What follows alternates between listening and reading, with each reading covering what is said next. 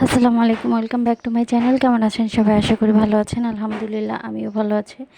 তো আজকে আপনাদের সাথে শেয়ার করব মিষ্টি কুমড়া দিয়ে ডিম। তো চলুন মূল উপকরণে চলে যাই। প্রথমেই আমি একটি কড়াইতে পরিমাণ মতো তেল দিয়ে দিয়েছি, আর একটু লবণ, একটু হলুদ দিয়ে দিয়েছি।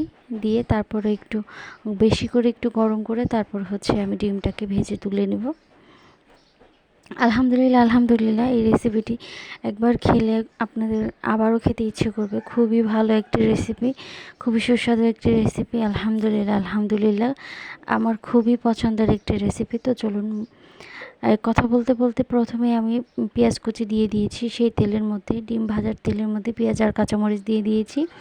দিয়ে হালকা করে সটে করে নিয়ে তারপর হলুদের গুঁড়া, মরিচের গুঁড়া, ধনিয়া গুঁড়া একসাথে দিয়ে দিয়েছি, লবণ দিয়ে দিয়েছি স্বাদ মতো। তারপর একটু কষানোর জন্য একটু পানি দিয়ে দিয়েছি, দিয়ে একটু কষিয়ে নিচ্ছি। কষিয়ে নিয়ে আমি কিউব করে কেটে রেখেছি। আমি আমরা মাংসেতে যে আলুটা দিই সেরকম একটু বড় সাইজের করে কেটে নিয়েছি। কেটে নিয়ে তারপরে এটাকে আমি ভালো করে কষিয়ে নেব। মিষ্টি কুমড়াটাকে কষিয়ে নেব, আধা পাকা আধা কাঁচা মিষ্টি কুমড়া।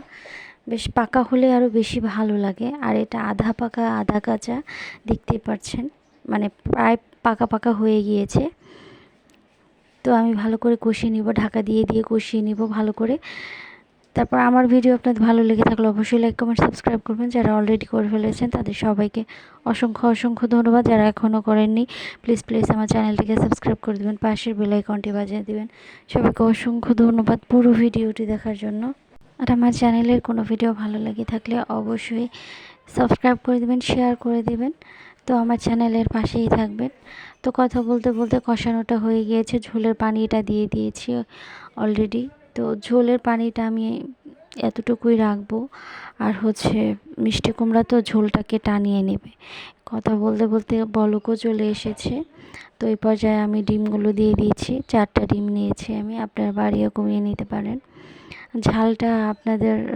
ঝালটা কম দিলেই ভালো লাগে বেশি, এই আর কি। তো দেখতেই পাচ্ছেন কালারটা কতটা সুন্দর হয়েছে। আলহামদুলিল্লাহ খুবই ভালো হয়েছে। আর গরমের সিজনে এইসব তরকারি খেতে খুবই ভালো লাগে। আলহামদুলিল্লাহ।